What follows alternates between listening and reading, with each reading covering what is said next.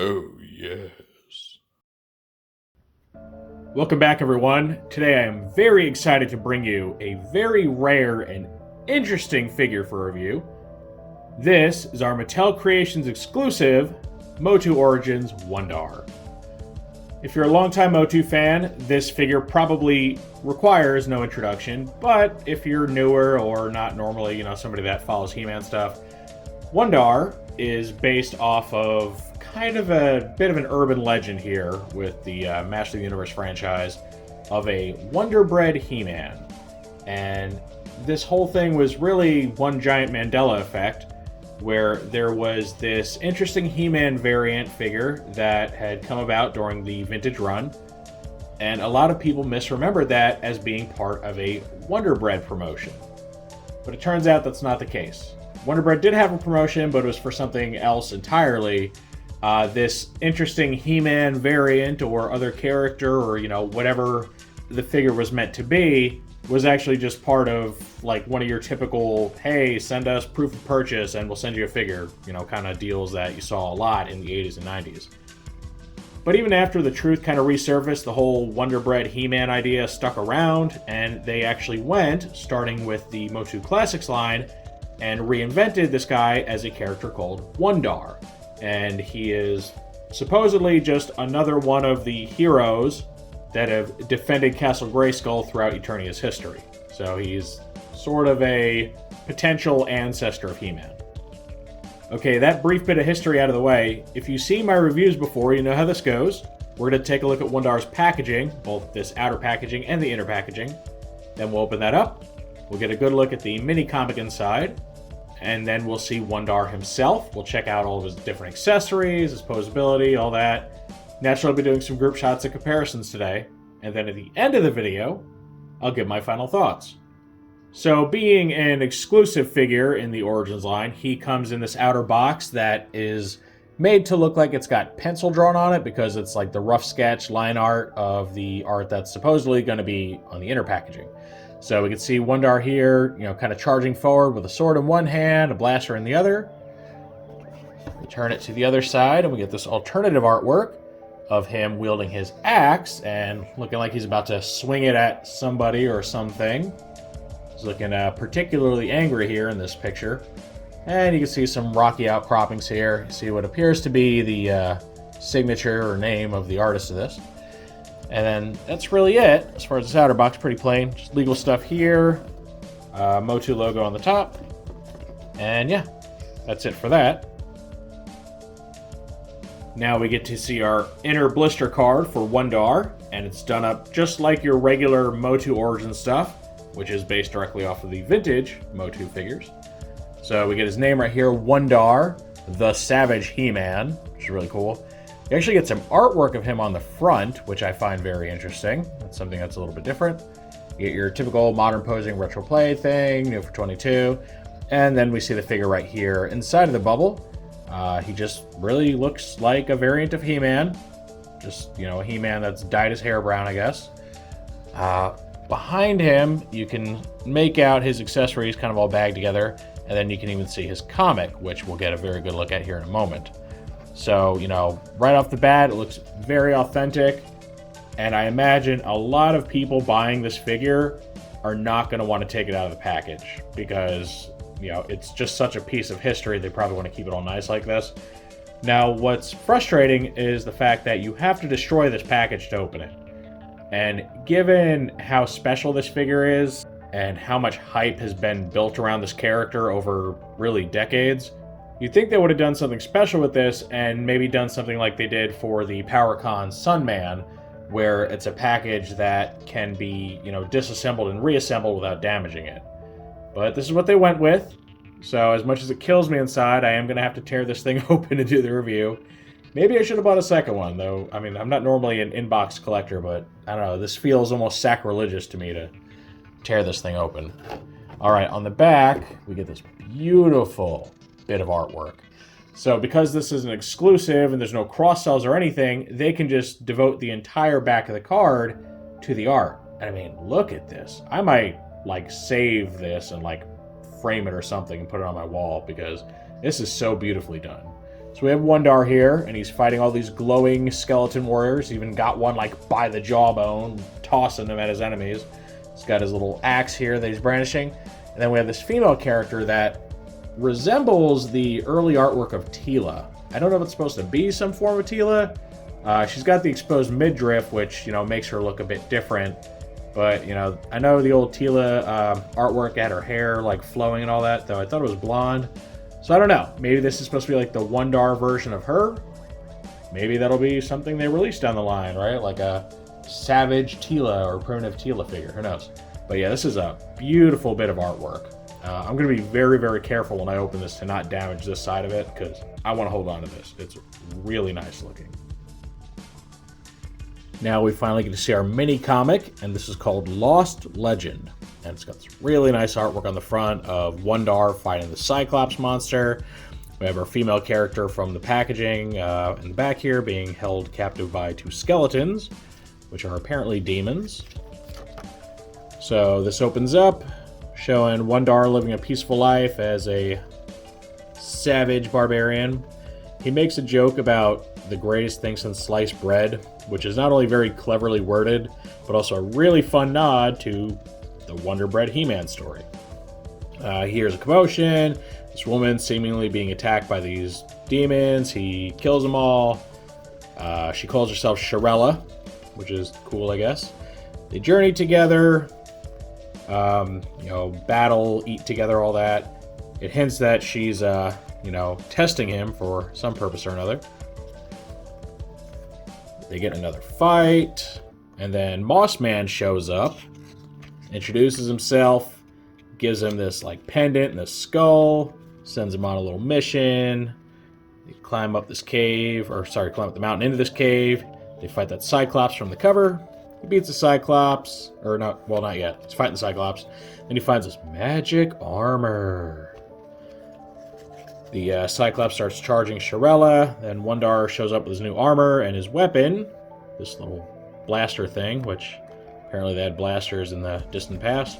Then Shirella reveals herself to be the goddess of Eternia. So, you know, plot twist there. Pretty cool. Which also means if you have this goddess figure from Wave 7 or 6, right? Wave 6. If you have this, you can kind of act this out, which is pretty neat. She reveals that she's, you know, been kind of testing him. She finds him worthy of basically being the next He-Man without really being called He-Man. You know, he gets the power and all that stuff. And that's how it ends, you know, with him just kind of staring off into the sunset. So very cool. I like the nods and everything they have in this.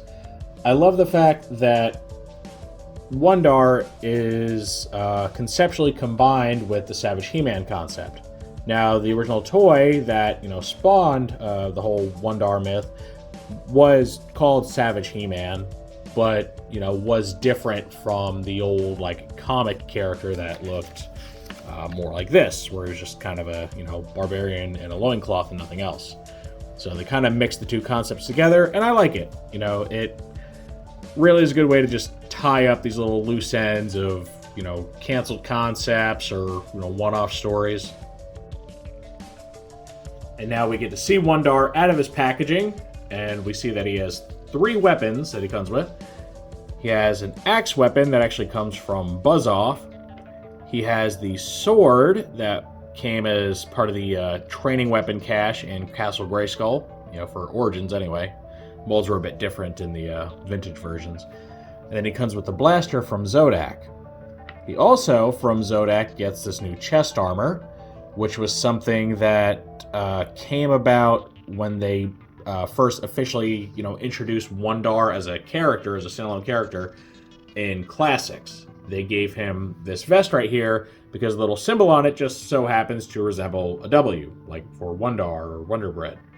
Now, on the Classics one, they actually, on the back, had put like 3 little colored circles, which were a nod to the Wonder Bread logo. This version doesn't have that, specifically because there's really nowhere to put it, just straps back here. So yeah, you get about half the reference. The original Savage He-Man, Wonder Bread He-Man, whatever you want to call it, he didn't have chest armor. It was just the figure, you know, no armor of any kind. But he did come with a big cache of weapons, including a shield and stuff, some things that aren't included here. So there's a bit of give and take. You lose some weapons from the original, but you gain some armor. It's not an exact recreation. I'm not sure why they chose to keep certain things, get rid of others. You'd have to ask Mattel. But we do get a pretty decent loadout here. He comes with at least as many accessories as your standard He-Man. Now here's a group shot of all of the figures and accessories that kind of come together to make up Wun-Dar. So obviously we have his body, which is He-Man. There's no molding differences between our Wun-Dar toy and our vintage head version of the Origins He-Man. Just counting just the body, the head, all that. Then the blaster here comes from Zodak, as well as his armor, as you can see. The axe, as I said, comes from Buzz-Off here. So it's just kind of a lighter colored version of Buzz-Off's. And then this is that training sword from Castle Grayskull. That is the basis for his little brown sword here. So they really, kind of mixed and matched things and came up with this really interesting character that, while physically he resembles He-Man a lot, his weapon and armor loadout is very unique to him. And I do enjoy when companies do stuff like this, right? This is an official release, but it kind of feels like a kid just playing with his toys. When you have your 1980s, 7-8-year-old that's got his little He-Man toys and he's mixing and matching the parts to make his own character. That's kind of what they were doing here, but they're the ones that own it, so it's official. So I think it's neat when designers kind of get to tap into their inner child and just have some fun with things. Now here's a fun shot of He-Man effectively cosplaying as Wun-Dar, and this just shows that if you weren't fortunate enough to get one of these guys, you could just kind of kit bash your own. Obviously this requires you to have quite a few other figures that may or may not be easy to find, but hey, this is fun to do, right? So now we have He-Man with Zodak's chest armor and weapon, Buzz-Off's axe, and the Castle Grayskull sword. And yeah, he's like the McDonald's version of Wun-Dar, but this does go to show how a nice cohesive paint job could really cover up the fact that his whole arsenal is just kind of this disjointed mess, and it becomes really obvious once you look at He-Man trying to emulate it here. Here's a fun shot of Wun-Dar, aka Savage He-Man, kneeling down before the Eternian Goddess. And you may notice I haven't actually reviewed that figure yet. It's coming. Wave 6 is the next wave I plan on going through systematically, so expect to see this one real soon. But yeah, you can see him pretty much just, kneeling down, and she's judging whether or not he's worthy to wield this magic gear right here. This also gives you a good idea of what the original Wun-Dar / Savage He-Man figure looked like, because like I said, the original one didn't come with any chest armor. So he really did look like a Savage He-Man.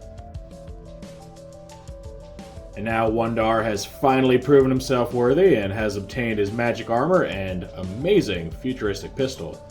I bet this thing just blew that Savage's mind when he first got to fire it off of that Cyclops. It's like, ooh, boomstick. So I am happy that we can get Wun-Dar and the Eternian Goddess, since they now have a storyline connection. I do wonder if we'll actually get a figure of her human form, Sharella, because I'd be down for that.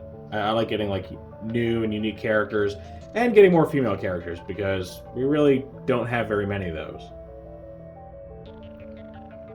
And this brings us to the end of this very, very cool review for the new MOTU Origins Wun-Dar. I'll say that ever since I first heard that whole urban legend about the Wonder Bread He-Man, which I first heard on the Toys That Made Us documentary about it, I always thought it'd be really, really cool to have that toy. And now, in a way, I can. Now, granted, it's not the original, right? It's not the vintage one that I imagine goes for insane amounts of money, if anyone even has it. I mean, there must be a huge scarcity of it for people to, kind of buy into an urban legend and get its whole origin mixed up. So, probably never going to get that, and I wouldn't want to pay for it if I could. And, there was the Classics one, but I never collected Classics. All I have is Origins and Masterverse, so it really wouldn't fit in with anything, right? It'd be completely out of scale with everything. So to me, this is the closest I can get for any reasonable amount of money. And I'm okay with this. I think it's great. He doesn't match everything perfectly. He does, have different weapons than the original.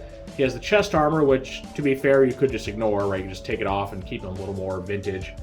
But this is probably the most reasonable way to get your hands on, something resembling the old Wonder Bread He-Man.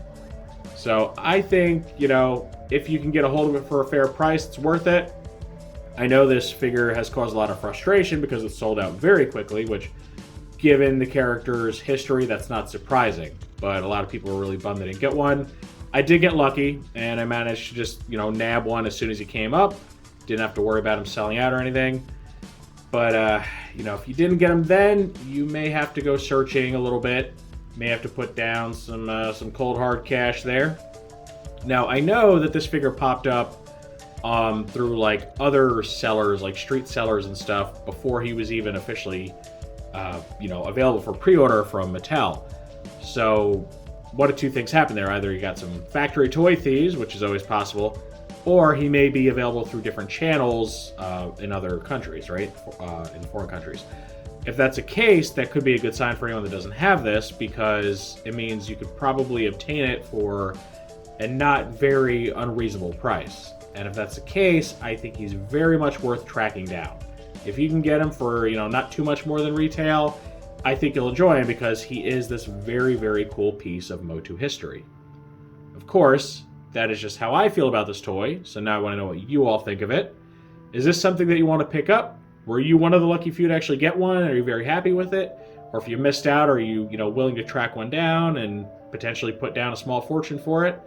Or do you not want this? Either, you missed it and the price is just too outlandish to try to go after it, or you never were interested in the first place, maybe it's too obscure, maybe you don't like the colors, or, any other reason at all. Any feedback, as always, is welcome in that comment section. If you enjoyed this review, make sure to toss it a like. Let YouTube know you want to see more stuff like this. If you do want to see more like this, make sure to subscribe and hit that notification bell so you always get a heads up when I post something new. I thank you for joining me for this very, very cool look at the new MOTU Origins Wun-Dar. And with all that said, I will see you next time.